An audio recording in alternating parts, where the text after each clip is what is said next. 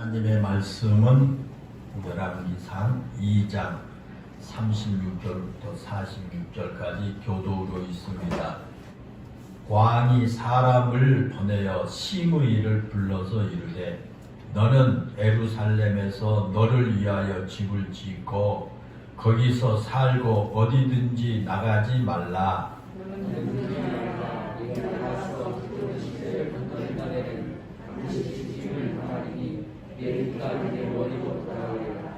시므이가 왕께 대답하되 이 말씀이 좋사오니 내 주 왕의 말씀대로 종이 그리하겠나이다 하고 이에 날이 오래도록 예루살렘에 머무니라.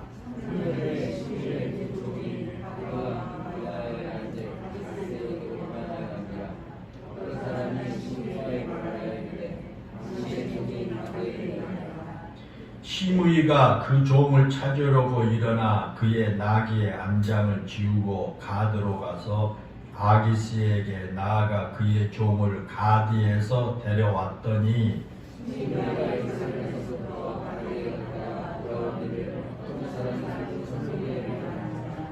왕이 사람을 보내어 시므이를 불러서 이르되 내가 너에게 여호와를 두고 맹세하게 하고 경고하여 이르기를 너는 분명히 알라. 내가 밖으로 나가서 어디든지 가는 날에는 죽임을 당하리라 하지 아니하였느냐.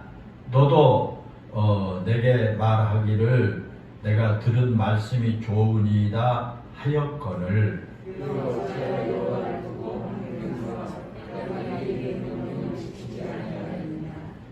왕이 또 시므이에게 이르되 내가 내 마음으로 아는 모든 악 곧 내 아버지에게 행한 바를 내가 스스로 아나니 여호와께서 내 악을 내 머리로 돌려 보내시리라.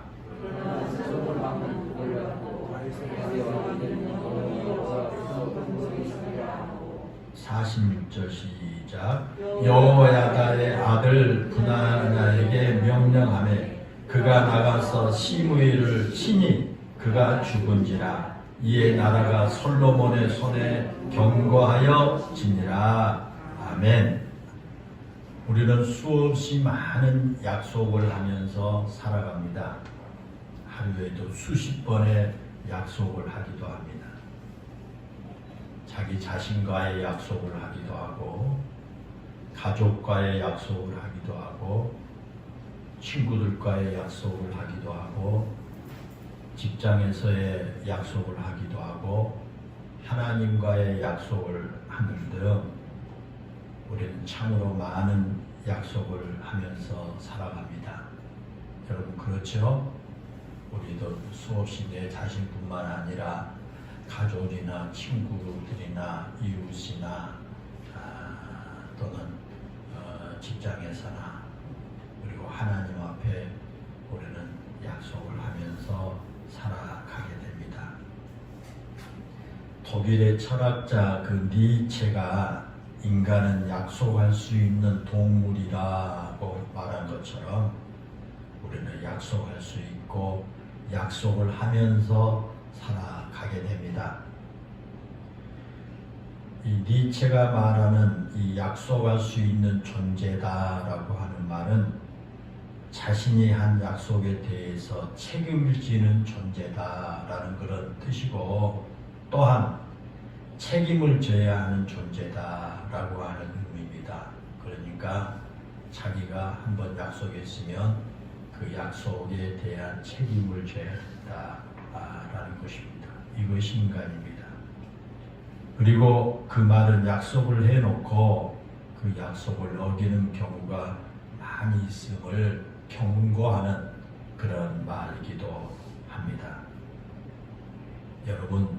여러분은 살아가면서 약속을 얼마나 잘 지키십니까? 작은 약속일지라도 그 약속에 성실하게 책임질 줄 아는 사람이 인생에 성공할 수가 있다라고 말합니다. 그런 사람을 한 분 먼저 여러분에게 소개할까 합니다. 그분은 초이스 인재 경영 개발원의 최종태 원장 이야기를 좀 하겠습니다. 그분은 강남에서 지금도 인재개발원이라고 하는 회사를 경험하면서 많은 곳에 다니면서 강의를 하는 그런 분입니다. 그런 어린 시절 가난 때문에 가족과 헤어져서 혼자 살아야만 했습니다. 그리고 영양실조로 인해서 한쪽 눈을 실명한 그는 고등학교 1학년 1학기를 다니다가 너무 가난해서 학교를 중퇴하고 저 밀양에서 서울로 올라오게 되었습니다. 그때 서울로 올라오면서 친한 친구 2명의 친구들과 함께 셋이서 약속을 했답니다. 우리가 25년 후에 지금 헤어진 이 자리에서 다시 만나자. 25년 후에 다시 만나자라고 그들이 약속을 했답니다. 그리고 그 약속을 적은 작은 쪽지를 서로 교환했습니다. 세 사람이서 25년 후에 이 자리에서 다시 만난다. 이 시간에 다시 만나자. 약속하고 그 날짜를 적어서 교환한 겁니다. 그 당시 17살이었던 그는 그 약속대로 25년이 지난 후에 자기 아내와 2 아이를 데리고 25년 전에 헤어진 그 친구들을 만나기 위해서 약속했던 그 장소로 내려갔습니다. 여러분, 나머지 2 친구들은 25년 전에 약속했던 그 약속을 기억하고 그 자리에 나왔을까요? 아니면 안 나왔을까요? 여러분 어땠을 것 같아요? 지난 25년 동안 연락 한 번 한 적이 없었고요. 만난 적이 없었던 그 친구들이 17살 때 헤어지면서 했던 그 약속을 다 기억하고요. 그 자리에 나왔다는 겁니다. 그래서 거기서 아주 기쁨의 제의를 하게 됐습니다. 그는 그 일을 계기로 해서 작은 약속 하나를 지키는 것이 얼마나 중요한지를 깨닫게 됐습니다. 그리고 지난 25년 동안 써온 일기장을 다시 꺼내서 읽어보면서 지금까지 자기 자신과 한 약속이 무엇이었고 그 약속들을 얼마나 지켰는가를 한번 회상해 보게 되었습니다. 그는 그동안 객지에서 숱한 고생을 했습니다. 고등학교 1학년 1학기에 중퇴하고 한쪽 눈을 실명한 채 아무 연고도 없는 서울로 홀로 올라온 이후에 직장에서 미친 듯이 일을 하다가 스트레스로 인해서 나머지 한쪽 눈까지 이상이 올 정도로 아주 힘든 삶을 그는 살았습니다. 그러나 매일 저녁에 일기를 쓰면서 일기장 속에 넣어둔 그 25년 후에 헤어졌던 그 자리에서 친구를 만나자라는 그 쪽지를 볼 때마다 그 약속을 반드시 지키겠다라고 스스로에게 다짐을 했던 것입니다.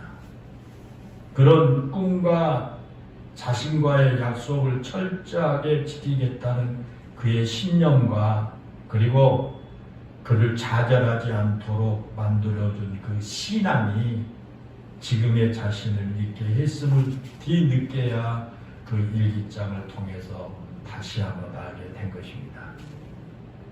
그리고 그는 그런 경험을 근거로 해가지고 하루 약속이라고 하는 제목의 책을 쓰게 됐고요. 지금은 여러 기업체에서 자기 개발에 대한 강의를 하는 최고의 강사가 되었습니다. 그는 자기와의 약속에 철저했기에 다른 사람과의 약속에도 철저했습니다. 그랬기에 그는 오늘날 성공한 사람이 되었다라고 하는 그런 말씀입니다. 그런데 여러분, 이 성경에 보면 그분과 반대되는 사람도 있습니다. 약속을 잘 지키지 못해서 이제 화를 당하는 그런 사람이 있는데, 그 사람이 바로 오늘 본문에 나오는 시므이입니다. 시므이는 두 번에 걸쳐서 큰 은혜를 입은 사람입니다. 한 번은 다윗 왕입니다. 다윗 왕에게 큰 은혜를 입었습니다. 시므이가. 다윗 왕이 자기 아들 압살롬의 반역 때문에 급하게 예루살렘을 떠나야 했던 적이 있었습니다. 아들이 반란을 일으켜가지고 다윗이 왕이었지만 예루살렘을 떠나야 했습니다. 자식의 반역 때문에 왕자를 버리고 떠나야 한 그 다윗의 모습이 얼마나 비참했겠습니까? 자식에게 반역을 당했던 것이 너무 큰 부끄러움이었기 때문에 다윗이 예루살렘을 떠날 때 머리를 풀어 헤쳐서 얼굴을 가렸습니다. 우리가 가끔 막 살인을 한 사람들 TV에 그냥 나온 거 보면 여자들이 끔찍한 그 사진하고 언젠가 머리를 풀어가지고 자기 얼굴을 가려워서 카메라가 자기 얼굴을 알아보지 못하도록 하는 것처럼 다윗이 너무 부끄러워가지고 자기 머리를 풀어 헤쳐가지고 얼굴을 가리우고 이제 나갔습니다.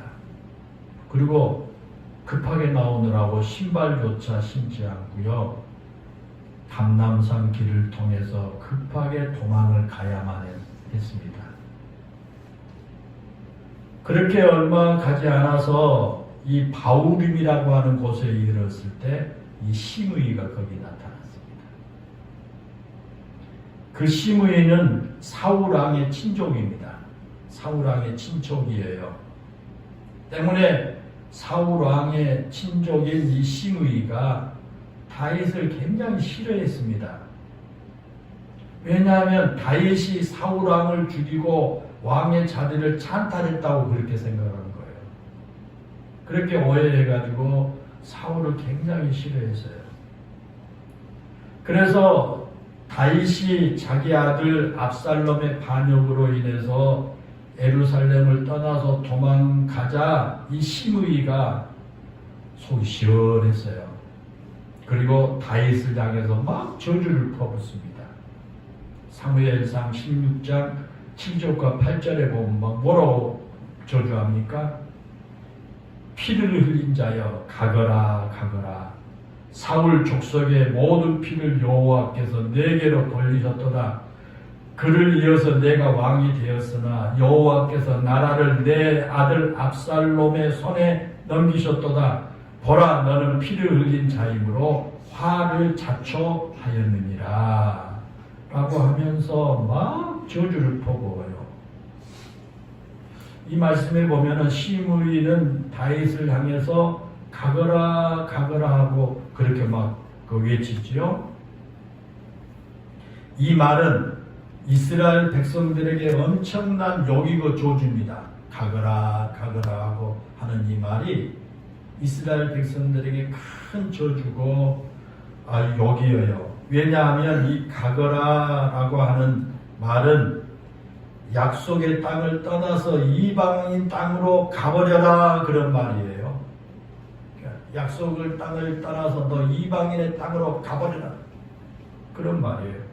하나님께서 주신 약속의 땅 가나안을 영원한 기업으로 생각하고 살고 있는 그 이스라엘 백성들에게 너는 이 약속의 땅에서 살 자격이 없는 놈이다. 너는 이방인과 다름없는 놈이니까 이방인의 땅으로 빨리 가버려라 그런 뜻이에요.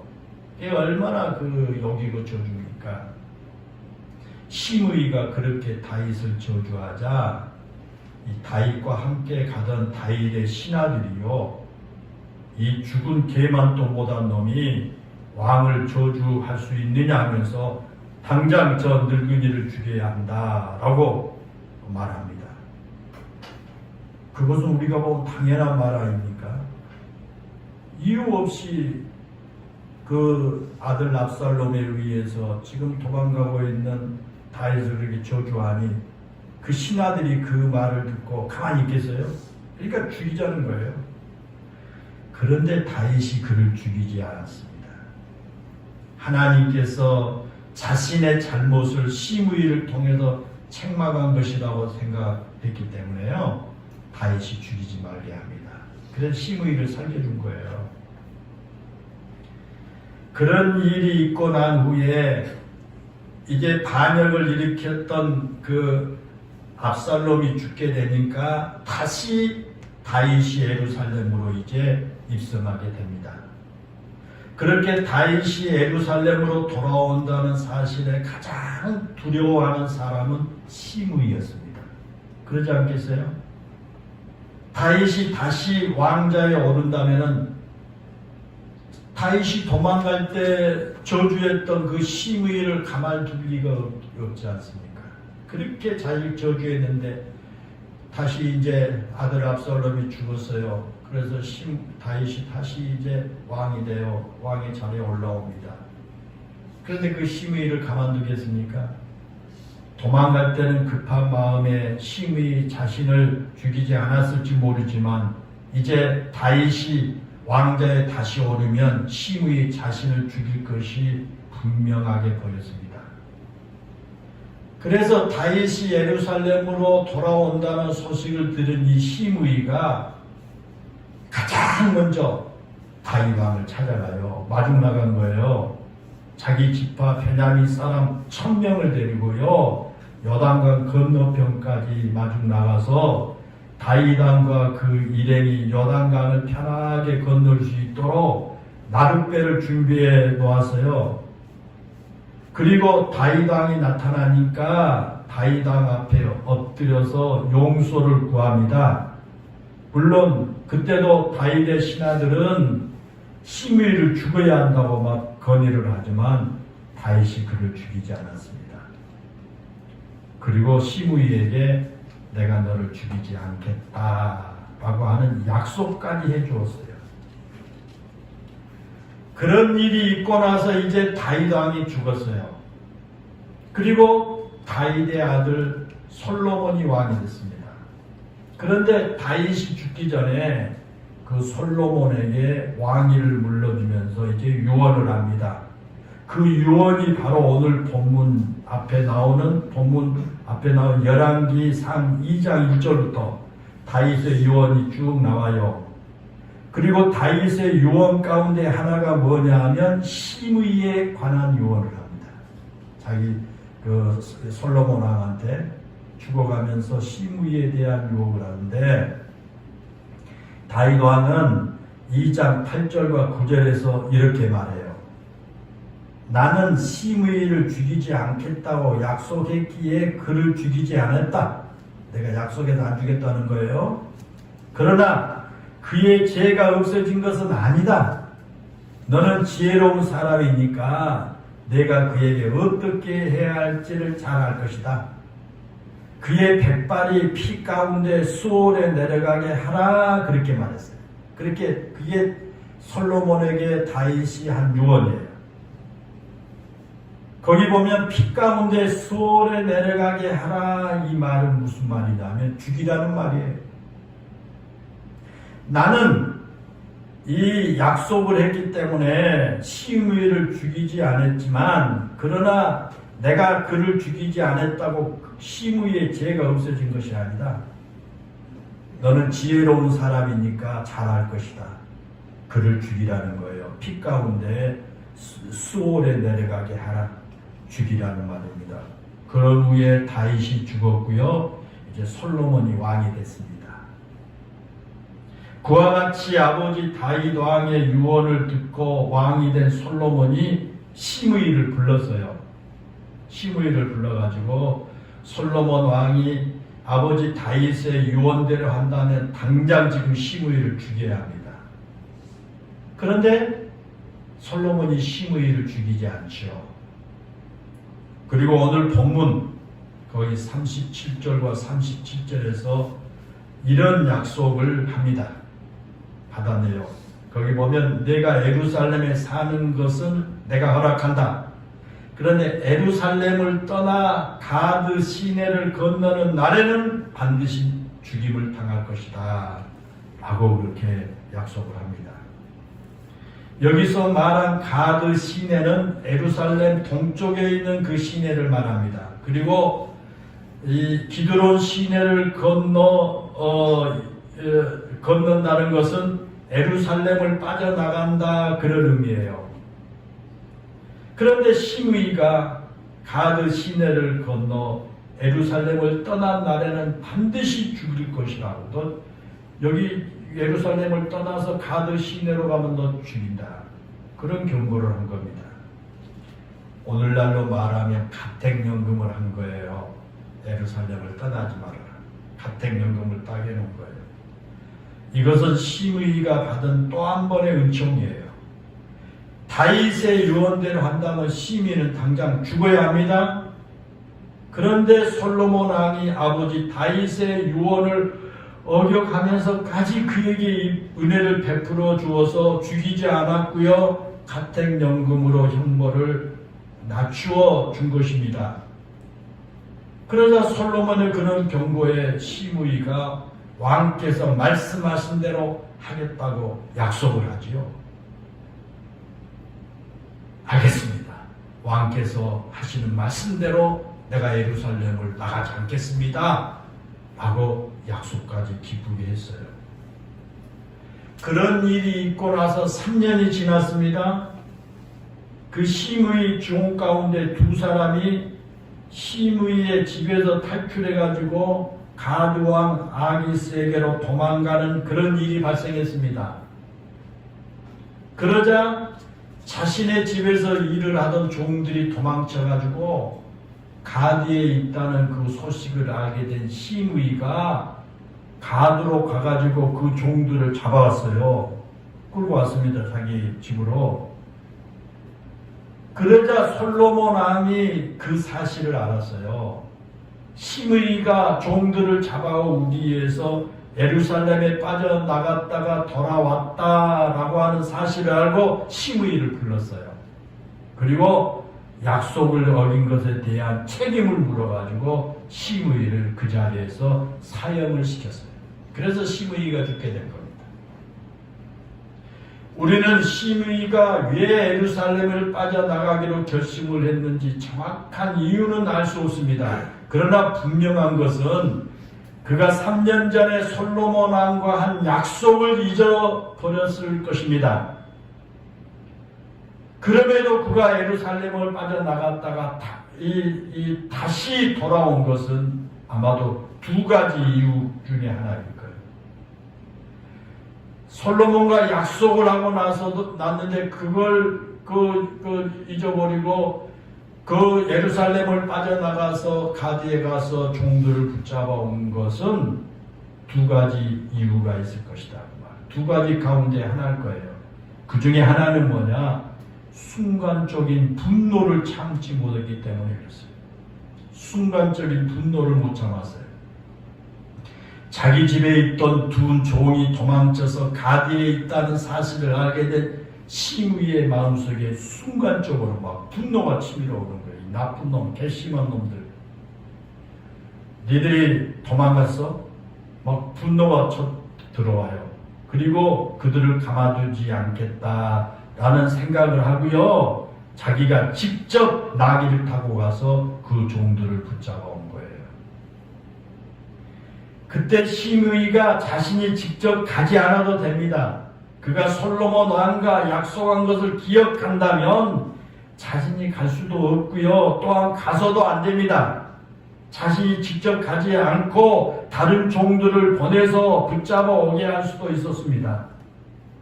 그런데 그 마음속에 일어난 분노가 그로 하여금 솔로몬 왕과 한 약속을 잊어버리게 만든 겁니다.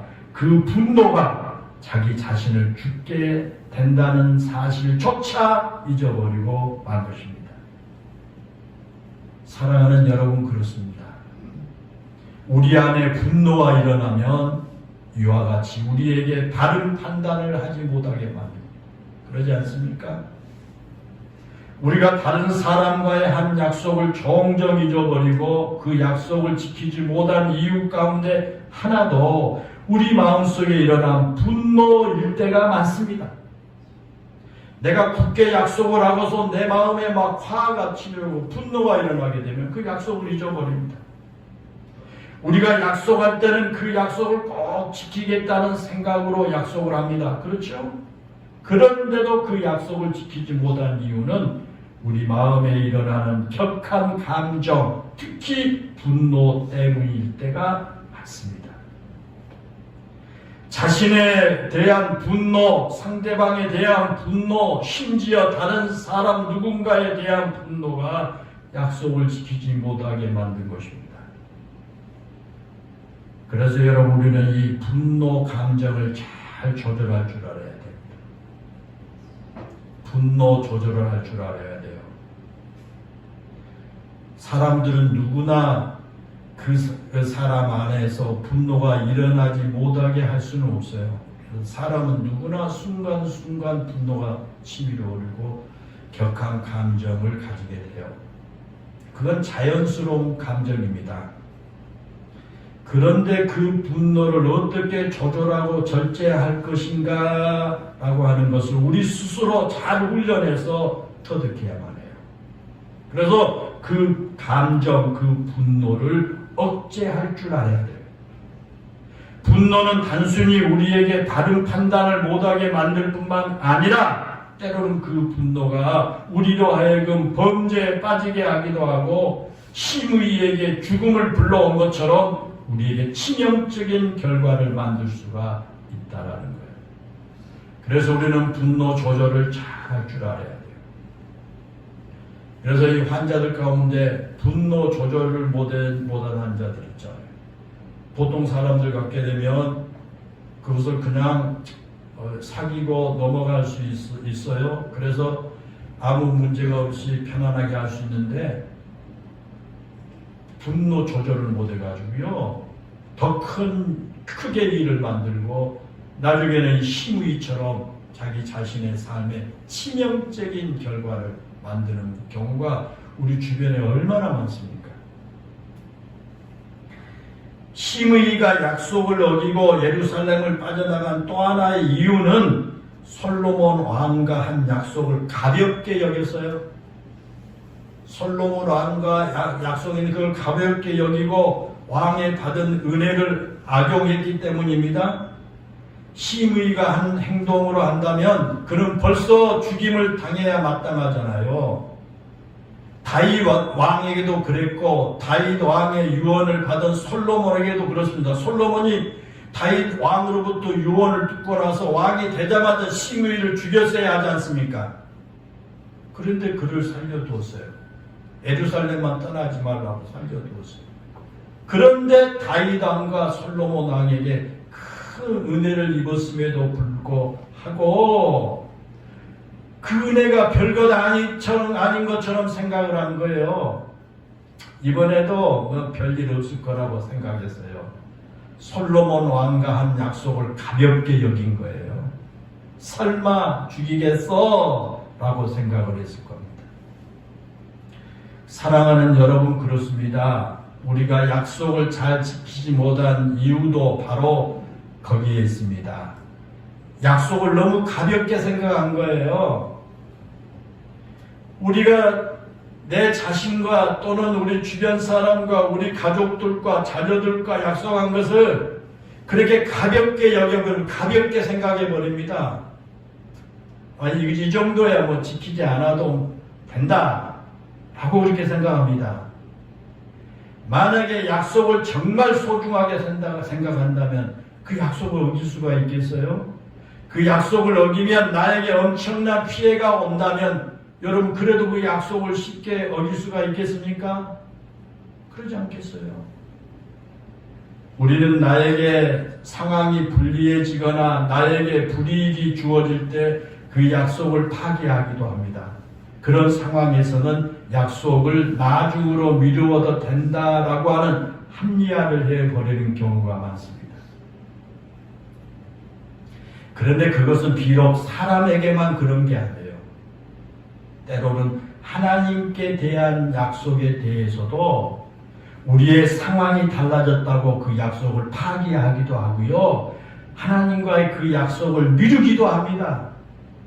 내가 하나님과 약속했을 때와 지금과의 내 상황이 이렇게 달라졌으니까, 내 환경이 이러니까 라고 하면서 가볍게 여기고 하나님과의 약속을 그냥 합리화하면서 파기합니다. 그러나 다윗은 시편 15편에서 여호와여 주의 장막에 머무를 자 누구 오며 주의 성산에 사는 자 누구 오리까 라고 하면서 자기 스스로 대답하기를 그의 마음에 서원한 것은 해로울지라도 변하지 아니하는 자라 그랬습니다. 우리가 서원, 하나님과 약속을 한다는 것은 하나님과 이 약속한 겁니다. 서원은 하나님과의 약속은 나에게 해로울지라도 반드시 지키는 사람이 하나님의 은혜의 성산에 거할 수 있다라고 하는 말씀이죠. 여러분, 그것이 어찌 하나님께만 해당된 말이겠습니까? 나에게 손해가 될지라도 약속을 지키는 사람이 신실한 사람이죠. 내 회사에 손해가 된다고 할지라도 고객과의 약속을 지키는 회사가 신뢰받은 기업이 되고요. 그런 회사는 살아남을 수가 있습니다. 사람도 마찬가지입니다. 나에게 해로울지라도 나에게 손해가 될지라도 약속한 것을 지키는 사람이 신실한 사람으로 인정을 받게 되고요. 그 사람에는 결국 성공하게 되어 있습니다. 그러나 우선 당장 나에게 손해가 된다고 약속을 어기고요. 남을 속인다면 그 사람은 결코 성공할 수가 없을 겁니다. 오래가지 못합니다. 오늘의 본문에 나오는 시므이는 솔로몬과의 한 약속을 어겼습니다. 그리고 그 결과 그는 목숨을 잃어야만 했습니다. 비록 마음에 분노가 일어난다고 하더라도 그는 솔로몬과의 한 약속을 지켜야 했습니다. 그러면 노년의 그런 비체망토를 당하지 않았을 것입니다. 솔로몬과의 약속을 결코 가볍게 생각하지 말아야 했습니다. 비록 솔로몬 왕이 자신에게 큰 자비와 은혜를 베풀어 주었다고 할지라도 그 은혜를 가볍게 생각하지 말았어야 했습니다. 은혜를 받은 것만큼 소중하게 생각하고요. 솔로몬의 그 약속을 가볍게 여기지 않아야 했습니다. 우리가 믿는 하나님은 하나님 자신이 하신 약속은 반드시 지키십니다. 그러면서 우리에게도 우리 스스로 한 약속은 반드시 지키기를 하나님 원하십니다. 하나님께서는 자신이 하신 약속을 단 한 번도 어기신 적이 없습니다. 우리가 성경을 보면 창세기 15장 13절에 아브라함에게 400년 동안 이방에서 객이되어 이방인들에게 괴롭힘을 당한 후에 큰 재물을 안고 돌아올 것이라고 말씀하셨습니다. 그리고 그 약속대로 정말 400년 동안 애굽에서 노예 생활을 하던 이스라엘 백성들에게 모세를 보내가지고 그들을 이끌어내셨습니다. 또 예레미야 25장 11절에 보면 죄악과 우상 숭배로 하나님을 떠난 이스라엘 백성들에게 바벨론의 포로로 잡혀갔다가 70년 후에 다시 돌아올 것이다 라고 하는 약속을 해줬습니다. 그런데 정말 70년 후에 페르시아 왕 고레스를 통해서 하나님께서 이스라엘 백성들을 다시 돌아오게 하지 않았습니까?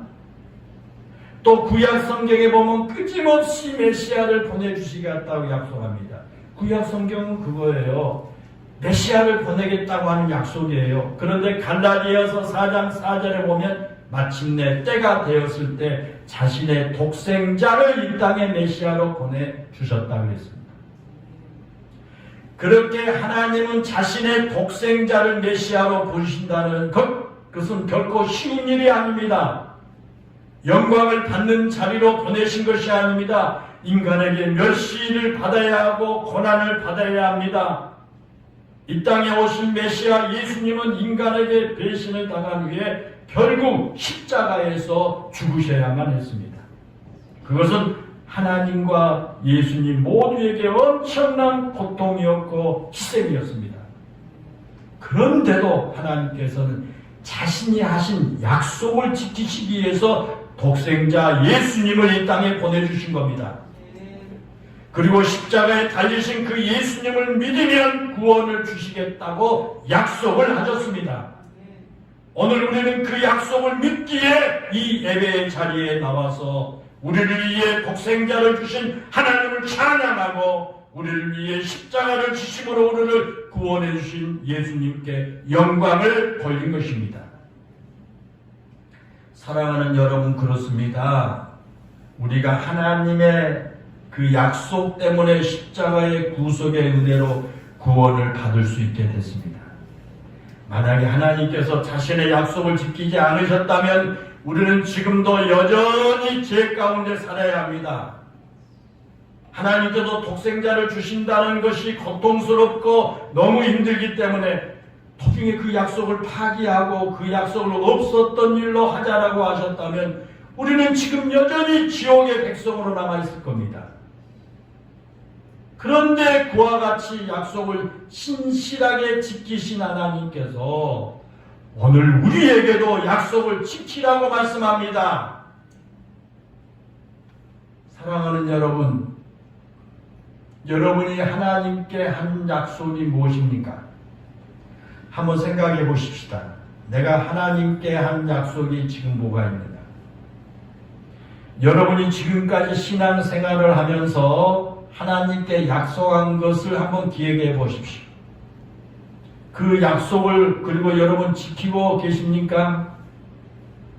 혹시 여러분 가운데 하나님과 약속한 것이 없다거나 내가 하나님과 약속한 것이 생각나지 않는다고 말씀하실 분도 계실 줄 모르겠습니다. 그러나 우리는 누구나 최소한 한 번쯤은 하나님과 약속을 했습니다. 예를 한번 들어볼까요? 우리가 세례를 받을 때, 여러분 다 세례 받으셨죠? 우리 교인들은 다 세례 교인들이니까 세례를 받을 때 모든 제약을 버리고 그리스도의 가르침과 본을 따르기로 서약했죠. 그리고 교회의 치리에 복종하고 교회의 덕을 세우는 일에 힘쓰며 교인으로서의 의무와 권리를 바르게 행하기로 다 서약했습니다. 여러분 그때 한 그 서약이 지금 기억나십니까? 여러분 세례 받을 때 하나님 앞에 서약한 그 서약, 그 약속이 생각나냐고 말이에요. 혹시 여러분 잊지 않으셨습니까? 지금 그 약속대로 여러분 살고 있습니까?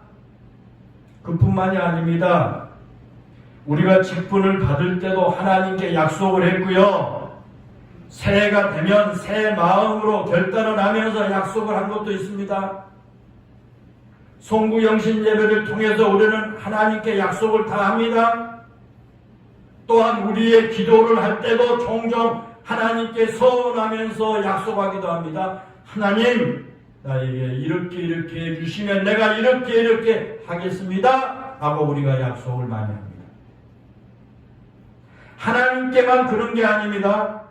우리 스스로 내 자신에게 약속을 합니다. 그런데 여러분 그 약속을 얼마나 잘 지키며 살아왔느냐라고 하는 말씀입니다. 미국 하워드 장군에 대한 이런 이야기가 있습니다. 하워드 장군은요, 신앙이 아주 신실한 기독교인이었습니다. 믿음이 좋은 사람이에요. 그래서 미국 서부 해안지구 사령관으로 임명이 되자 그의 친구들이 그의 영전을 축하하는 축하연을 열기로 계획을 세웠습니다. 그리고 많은 사람들에게 초대장을 보냈고요. 대통령에까지 축하 전문을 보내왔습니다. 대통령이 축하한다고 하는 전문까지 보내왔어요. 그리고 하워드 장군을 깜짝 놀라게 하기 위해서 모든 준비를 다 끝낸 후에 맨 마지막으로 그에게 그러한 사실을 알렸습니다. 자네의 그 사령관 지구 영전을 축하하기 위해서 우리 축하연을 이렇게 마련했네. 그러면 그 친구가 하워드 장군이 아주 감동을 할 줄 알고 그렇게 했어요. 그런데 그날이 바로 수요일 저녁이에요. 이 축하연을 하는 시간이 수요일 저녁입니다. 그러자 그 소식을 들은 하워드 장군이 그 친구들의 축하연을 막 기뻐하면서도 선약이 있다고 하면서 그날은 곤란하다고 그렇게 말합니다. 그러자 친구들이 난감해졌습니다. 이미 저명한 인사들까지 다 초청장을 보냈고 기꺼이 참석하겠다는 화답까지 다 받아놓은 상태에서 그 축하연을 취소하거나 미룰 수가 없는 상황입니다. 그래서 하워드 장군에게 당신이 선약을 미루거나 취소하면 안 되겠나? 라고 요청을 했습니다. 그러자 하워드 장군이 이렇게 대답합니다. 나는 매주 수요일 밤에는 꼭 교회에 나가서 하나님을 만나겠다고 약속을 했다네. 나는 하나님과 한 그 약속이 이 세상 그 어떤 약속보다 중요하기에 그 약속을 깨뜨릴 수가 없다네 라고 했습니다. 그러자 하는 수 없이 친구들이 그 축하연을 하루 미루고 목요일 저녁에 하기로 했고요. 그 결정을 한 하워드 장군은 어느 누구도 그렇게 했다고 비난하지 않았습니다. 오히려 신실한 사람이라고 하워드 장군을 더욱 존경하게 되었다라고 하는 것입니다. 사랑하는 여러분, 그렇습니다. 약속은 신뢰를 바탕으로 이루어지고 신뢰를 만들어가는 겁니다. 사람과의 관계에서 약속이 중요하다면 하나님과의 약속은 얼마나 중요하겠습니까? 여러분, 지금까지 여러분이 하나님께 한 약속을 한번 조용히 회상해 보시기 바랍니다. 만약 우리 가운데 하나님과 약속한 것이 하나도 없다고 말한다면 그 사람은 지금까지 신앙생활을 제대로 하지 않았거나 신앙생활을 제대로 하려고 하는 의지가 없는 사람일 것이고, 아니면 하나님과 약속한 그 약속이 별것 아닌 것으로 생각한 사람이 틀림이 없습니다. 지금까지 하나님은 우리에게 하신 약속을 단 한 번도 어기신 적이 없습니다. 예수님 역시 자신이 고통을 당하고 희생을 당하시면서까지 우리에게 하신 약속을 지키셨습니다. 우리는 그 약속을 믿기에 하나님이 나와 함께 하심을 믿으면서 세상을 담대하게 살아갈 수 있는 줄로 믿습니다. 사랑하는 여러분, 이제는 우리가 하나님께 약속한 것을 지켜야 할 차례입니다. 하나님 앞에 신실한 성도는 내가 약속한 것을 기억하고 그 약속을 지키며 사는 사람입니다. 사랑하는 성도 여러분, 하나님에게 약속한 것 가운데 기억나신 것이 있으십니까? 만약 그렇다면 여러분에게 손해가 될지라도 그 약속을 지키시기를 바랍니다. 그러면 그 손해를 하나님께서 반드시 보상해 주실 것입니다. 아니, 여러분이 약속을 지키기 위해서 당한 그 손해보다 몇 겁절에 더 보상을 해 주실 것입니다. 사람과의 약속도 마찬가지입니다. 하나님은 지금도 때로는 나에게 손해가 될지라도 하나님과의 약속과 사람과의 약속을 잘 지키는 신실한 주의 백성이 되라고 말씀하신 줄로 믿습니다. 기도하겠습니다. 은혜롭고 감사하신 하나님, 오늘 하나님께서 우리에게 주고자 하는 말씀이 많이 있으실 텐데 특별히 약속을 지키라고 하는 이 말씀을 오늘 우리 성도들에게 주셨습니다. 은혜로우신 하나님, 하나님께서는 우리와 하신 약속을 1.1획도 변함없이 다 지키시고 우리 예수님께서도 그 고통과 고난을 당하면서도 우리와의 약속을 지켜 주신 것을 봅니다. 우리는 그 약속 때문에 죄에서 구원받고 하나님의 자녀되고 천국 백성이 된 줄로 믿습니다. 하나님의 그 약속이 근거해서 오늘 또 이렇게 하나님 앞에 예배 드리면서 하나님께 영광을 돌리고 하나님과의 만남의 시간을 갖게 된 줄로 믿습니다.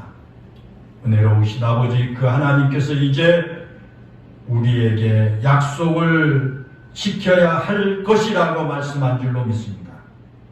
우리가 하나님 앞에 약속한 것들 하나님 우리 스스로 조용히 되돌아보면서 하나님 앞에 약속한 것을 우리가 지킬 수 있게 하시고, 또 사람과의 약속도 어떠한 나에게 손해가 온다고 할지라도 그 약속을 지킬 수 있는 그런 신실한 믿음의 사람들 되게 해 주옵소서. 그래서 우리 하나님께서 더 많은 것으로 축복해 주시고 우리의 소원을 하나님이 이제 갚아주시고 하나님 우리에게 더 큰 은혜 주실 수 있을 줄로 믿습니다. 예수님의 이름으로 기도하옵나이다.